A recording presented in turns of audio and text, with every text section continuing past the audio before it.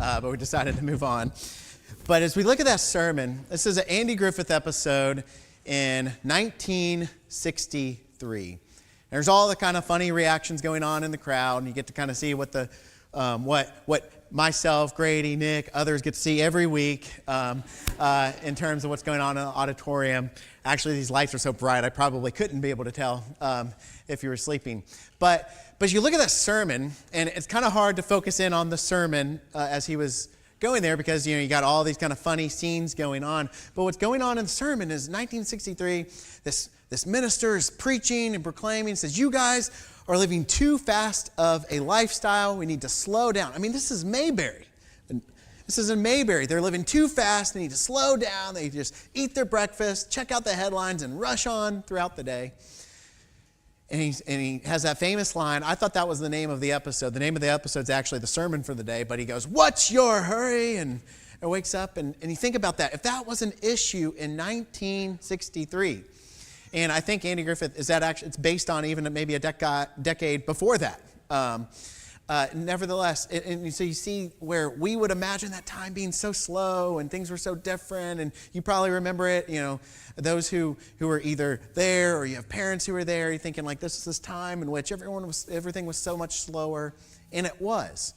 And yet in that context, you can have a sermon like that where a preacher felt compelled, obviously fictional, but it was a message for their time of we need to slow down. Of course, the episode goes on, and it's kind of funny. They try to rush around in order to create a relaxing time, and they end up busying themselves in order to create relaxation. And so it's kind of relaxation. So it's kind of a funny point of the episode. But as you think about today, and as we talked about last week of bad timing and all that we have going on, being in traffic, moving forward, trying to get home, always inching above the speed limit, all those things we talked about last week. I think the best illustration of this is like, what's your hurry? Like, what are we racing for just to get home and to do the same thing the next day? I think the best illustration of that, I may have used this before, but it's like when you're at Costco. It's like, this is supposed to be a happy place. There's samples, you get all the awesome stuff that you get at Costco, and people are like rushing through. Like, I think every time you go there, there's no way. You've got these massive aisles to walk down, yet there's always someone right on your heels, and you're like, they're almost touching you, and you can smell their cologne or their perfume. It's like, what is the hurry? This is supposed to be a great place. But we've got this issue with bad timing all over our society, and even if we get better at it, we still feel it to an extent. And we ask, what's your hurry? Another Andy Griffith episode that you may, if you've seen, or if you haven't, I'll explain, but it's the episode, A Man in a Hurry. And in this episode, this kind of bigwig from the city comes and is passing through Mayberry, and his car breaks down, and he's stuck in Mayberry on a Sunday, and everything's shut down in Mayberry on a Sunday. They can't talk to anyone. So the episode just kind of like chronicles like his hurry, wanting to get this done, wanting to move on, but like everything's shut down. And it's a funny episode as it breaks down all the ways in which he's trying to move forward, get out of here in a hurry, and he's just in a town that apparently listened to that sermon and slowed down, and he can't get it done. And there's a moment where a couple moments. I remember one moment on the porch where he gets angry, and Barney keeps talking about all the things he's going to do, and he's got maybe I'll get into this, and then Barney's just hanging around, and he turns around to Barney, he's like, just do it, just move on, get on with your life, do it. But at this ending scene right here, he finally kind of gets the message and slows down and actually admires the slowness of Mayberry. But what you see in this story is that this man, he's in a hurry, but he's dealing with the frustration of living on somebody else's timetable.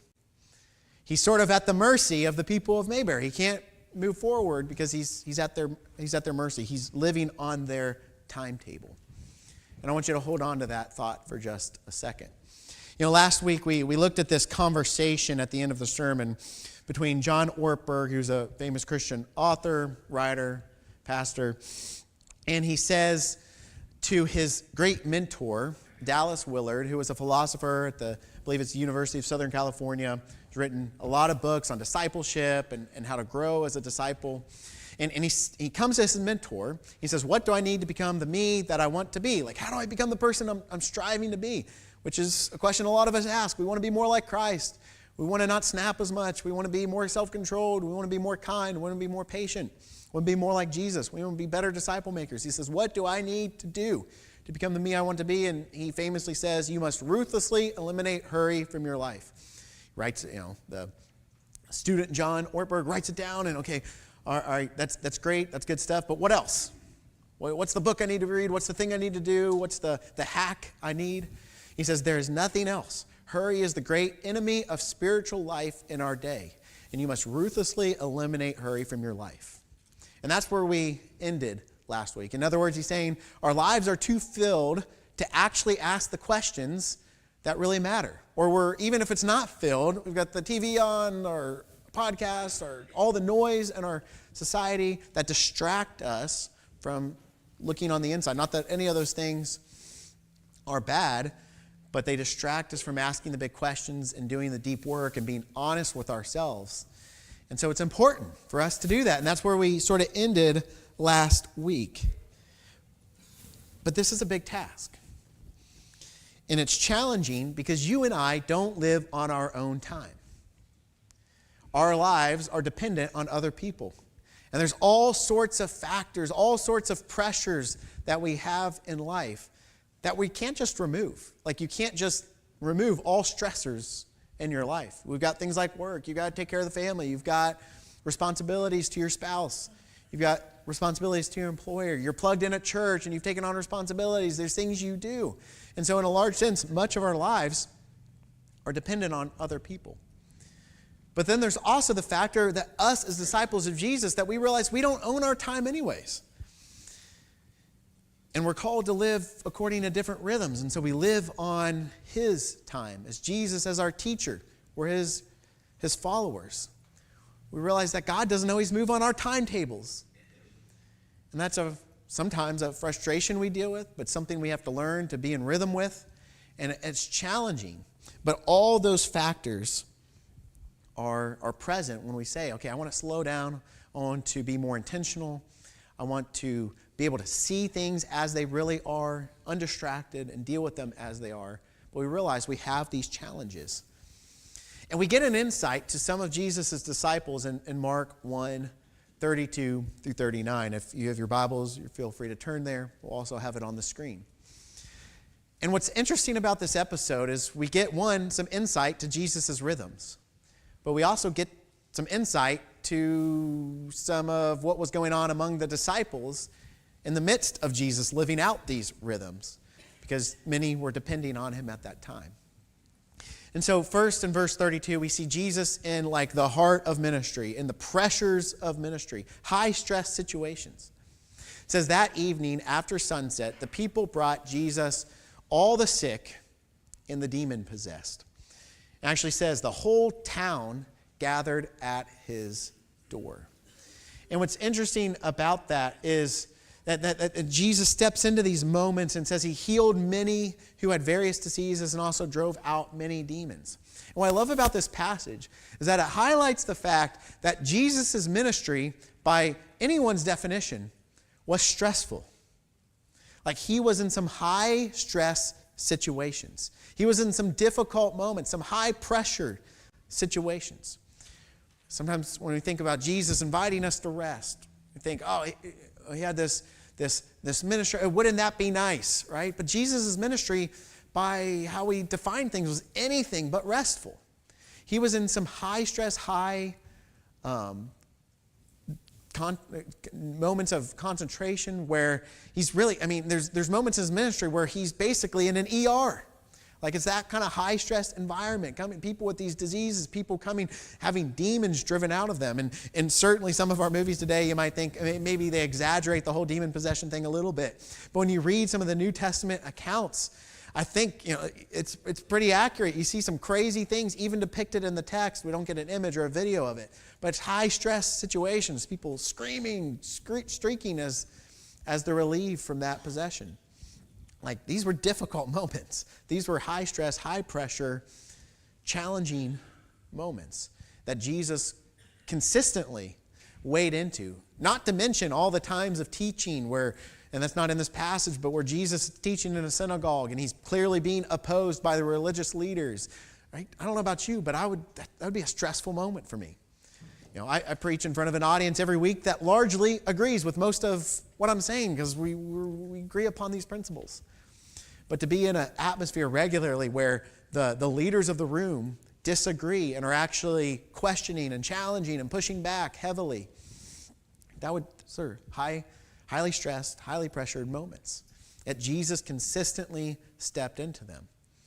Jesus, of course, has challenges with his disciples where he has to pull them back and teach them, instruct them.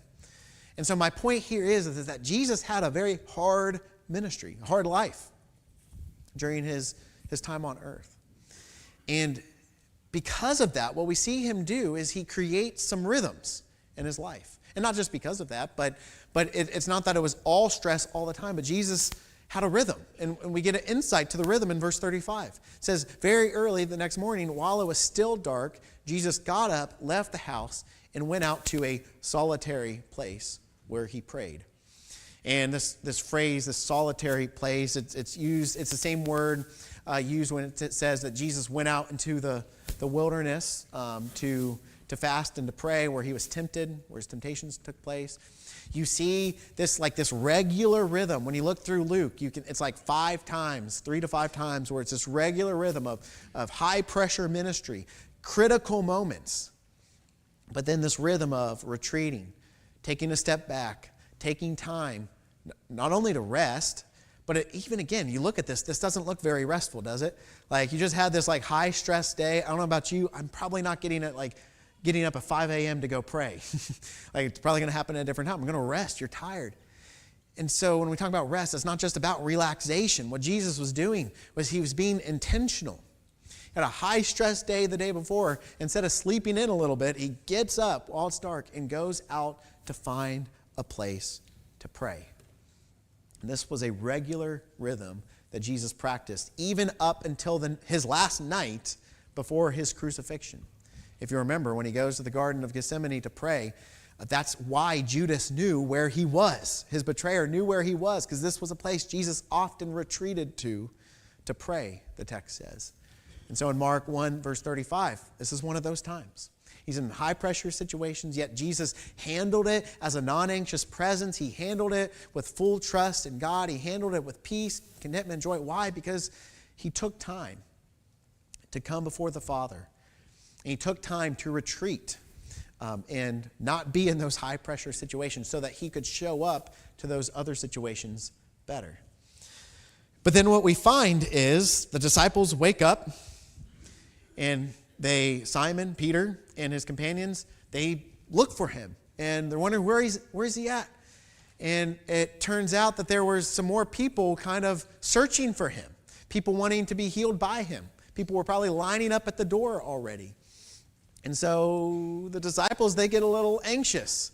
And they think, where is he at? There's people knocking at the door. They're looking for him. They want to hear his teachings. They want to be healed from him. There's a demon-possessed person who needs to be set free. And they look around and they don't see him. And it says they went to look for him. This phrase, it's a little bit more diligent. I think New American Standard Bible will say they eagerly searched for him or eagerly looked for him. They're kind of a little anxious, a little frantic as they begin to search for him. You can definitely see it. It says, and when they found him, they exclaimed, everyone is looking for you. Now, before we address that, I want to think about this for a second, because Jesus in the solitary place. Can you imagine if the disciples would have like Life 360, or if they had Apple where you can track, the phones, your family, whatever app you use. I don't know the name of all the apps. But I know one time, Cassidy and I, we have our location shared, and I remember one time in Arkansas, she was on her way home, it was late, and so I checked to see where she was, and it showed her in the middle of a lake. I was like, oh no, she's in the middle of a lake. So call her, and it's not too far from the interstate. I was like, she's done run off the bridge and she's in a lake. And call her, the GPS gets it off sometimes. It can show you in some remote places even if you're not there. So she says, she's probably swimming in that lake. But can you imagine if the disciples had that capability as well? Like they wake up in the morning, like, where's Jesus at? They look up and he's like, he's out in the middle of nowhere. What's he doing? And so they go out and they search for him. And once they find him, the English translations put an exclamation point there, and I think they're right. Like there's a little bit of franticness involved, a little anxiety involved. And they find him and they exclaimed. It says, "Everyone's looking for you.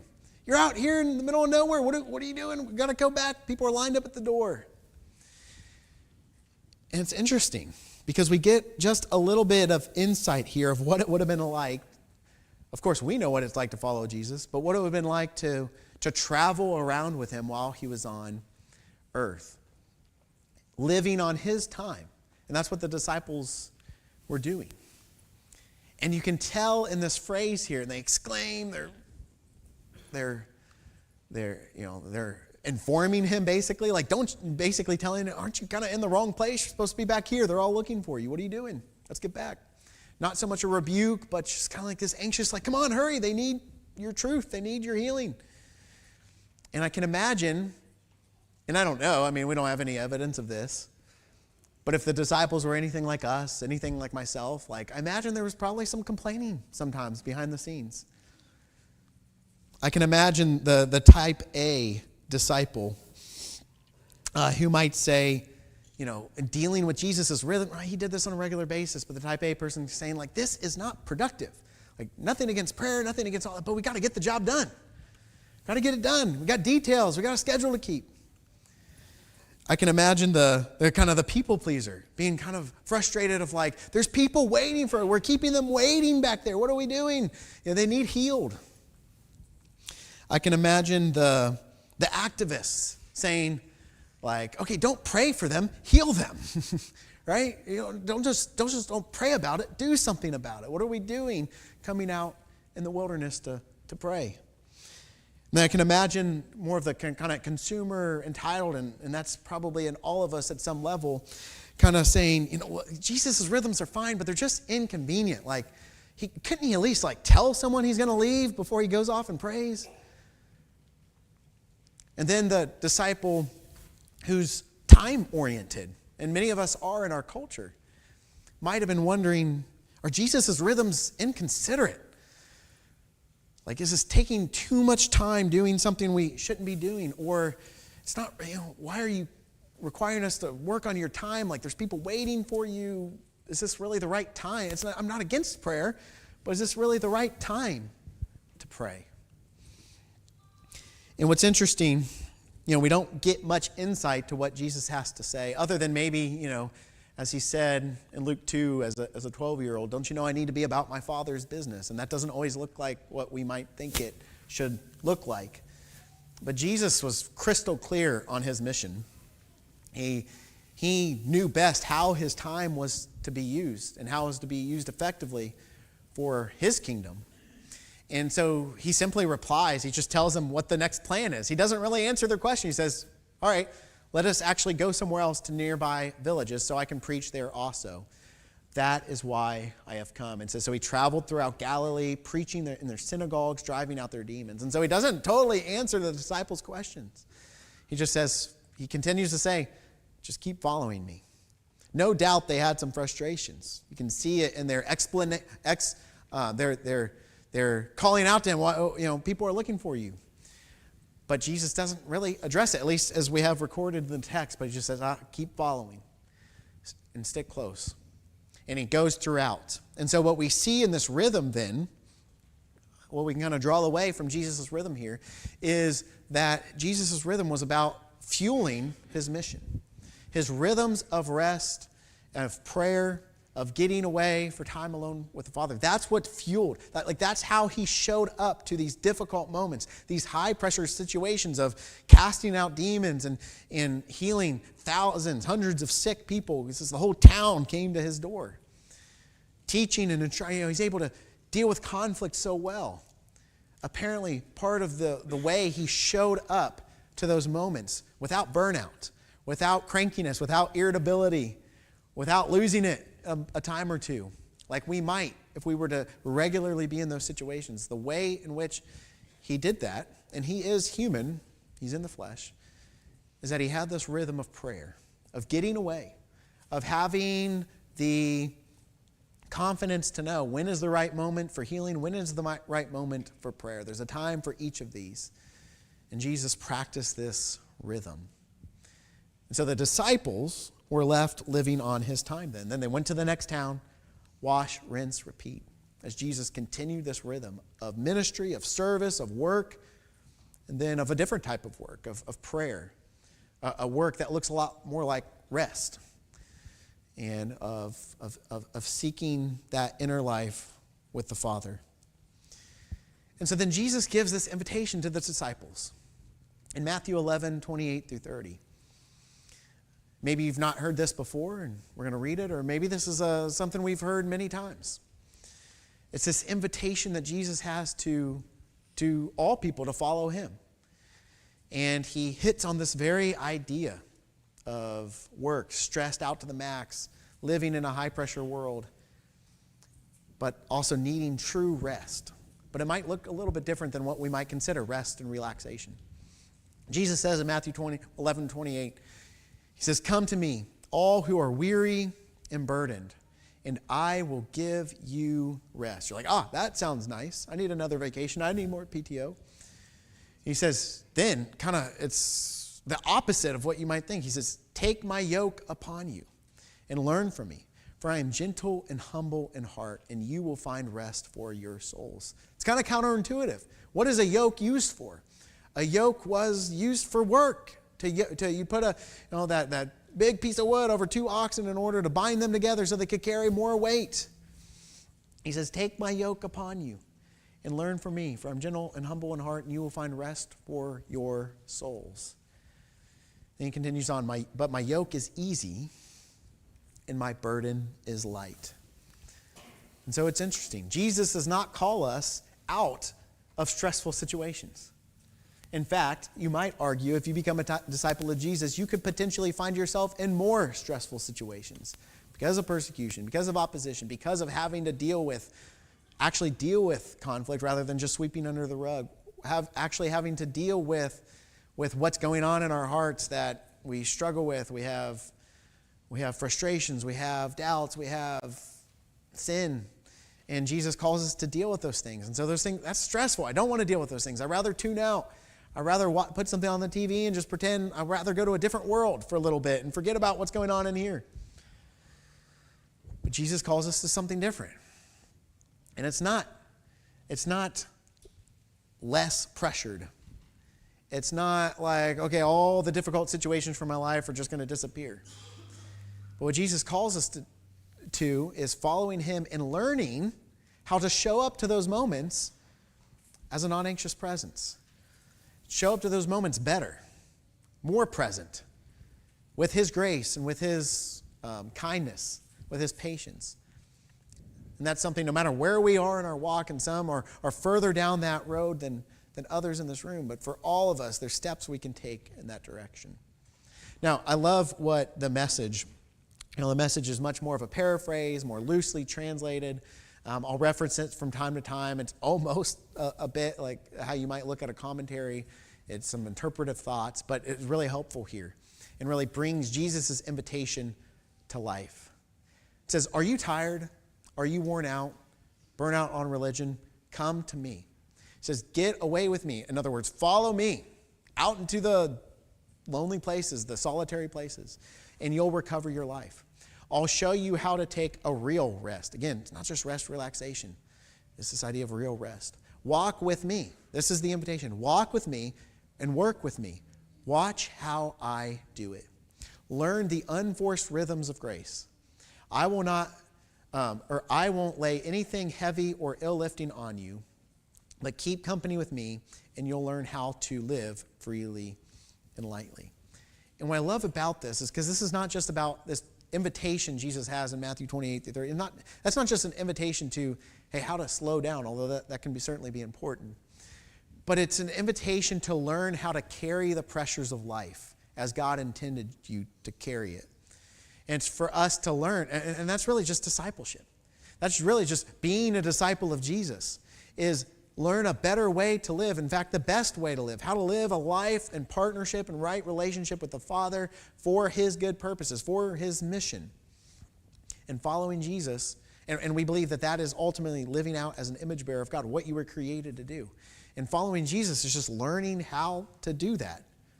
And that's not separate, and it's not apart from these daily grinds and pressures you have. Sure, we can slow down sometimes, we can create more margins in our schedules, but that's not the elimination of pressure. But it's learning how to better navigate those pressures as Jesus did. And so Jesus' invitation to rest is not about necessarily doing less, although it could be, but that's not the big idea. It's about living differently. I'll say it again. Jesus' invitation to rest is not about doing less, per se. It is about living differently. And for some of us, that might mean doing less. But it's not about eliminating pressure. It's learning to better deal with pressures. In other words, Jesus doesn't remove the load. He changes how we carry it. And that's what we learn from his rhythms. As we think about how to redeem our time, we look at Jesus and say, Jesus was a pretty busy guy sometimes. He had a lot of people, a lot more people than I do, demanding his attention. He had a lot of difficult situations too. Yet he navigated with a restful spirit, and he knew when to pull away. He knew when to engage. And so following Jesus is about learning those rhythms. And as we look at the disciples, that's what the disciples who were initially, the initial 12 and those who were with them, that's what they were doing. They were learning his rhythms. And we look back at that Mark chapter 1 passage. This was a learning moment for the disciples. This was early on in Jesus' ministry. It was a learning moment. They couldn't understand it at first. What are you doing? People are looking for you. There's pressures. There's things that need to be resolved. And they didn't quite get it. Why was he out there in a solitary place praying? Yet the disciples came alongside of him day after day, following him, learning of him, learning to rest like he rested, learning to retreat when needing to retreat and engage when needing to engage. And they learned the value of his rhythms, in fact. So much so that on one other occasion in Luke 11, verse 1, Jesus was engaged in his rhythm. It says one day Jesus was praying in a certain place. Same story, different occasion. He says, when he finished, one of his disciples said to him, Lord, teach us to pray as John taught his disciples.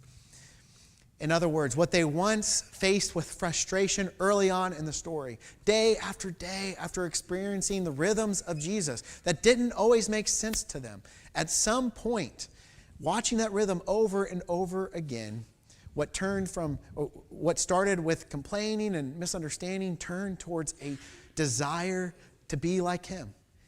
As they understood how he was able to live as a non-anxious presence, not stressed out from the stress in front of him, and not burn out from the pressures, they saw the rhythm.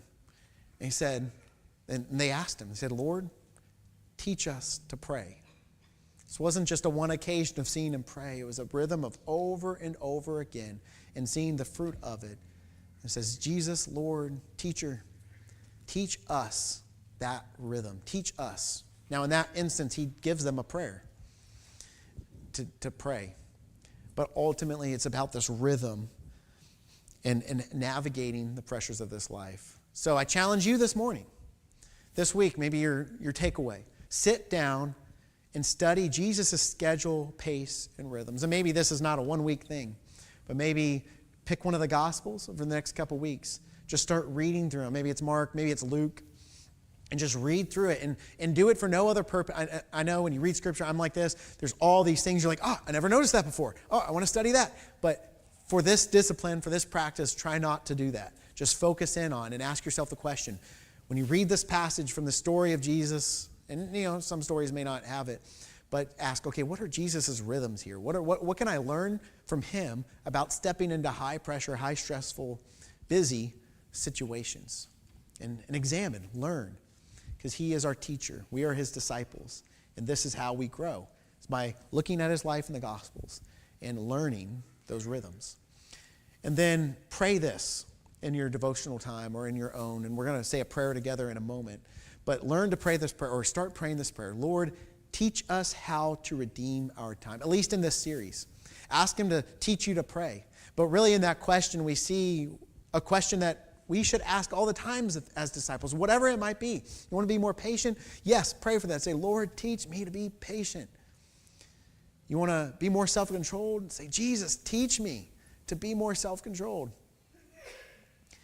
You want to learn how to better manage your schedule and the busyness and how to stop procrastinating, how to stop living in stressful, high pressure, and letting the stress get to you and letting the pressures burn you out? Say, Jesus, teach me how to redeem my time. And so may we learn from the rhythm of his disciples how to be a disciple and to ask Jesus to teach us. And so this morning, what I want to do, if you will, stand together and I'll pray the Lord's Prayer. However, Jesus didn't just intend for this prayer to, although I pray it regularly, I think it's a great repetition, a prayer of a disciple to pray regularly. But there's times you can go a little off script and you can spend a moment and focus on a phrase that Jesus maybe said in the prayer and kind of expand on it and pray from there. And so I want to think about in terms of how we redeem our time. And in this, as we think about your will be done on earth as it is in heaven, right? That's God doing his work on you so that in our hearts we can reflect God's will on earth as it is in heaven. And in that light, we'll pray that Jesus teach us to redeem our time, that we may live according to your rest, your rhythms of rest, that we may approach the pressures of life according to your ways. And then we'll keep praying. If you will, pray with me. Our Father in heaven, hallowed be your name. Your kingdom come, your will be done on earth as it is in heaven. In this light, Jesus, teach us to redeem our time, that we may live according to your rest, that we may approach the pressures of life according to your ways. Give us today our daily bread, and forgive us our debts as we have forgiven our debtors. Lead us not into temptation, but deliver us from the evil one. Amen. As we end our time together, may we boldly proclaim with one another in Jesus as we learn to adapt to his rhythms and his patterns of rest, but may we proclaim with him that it is well with our soul.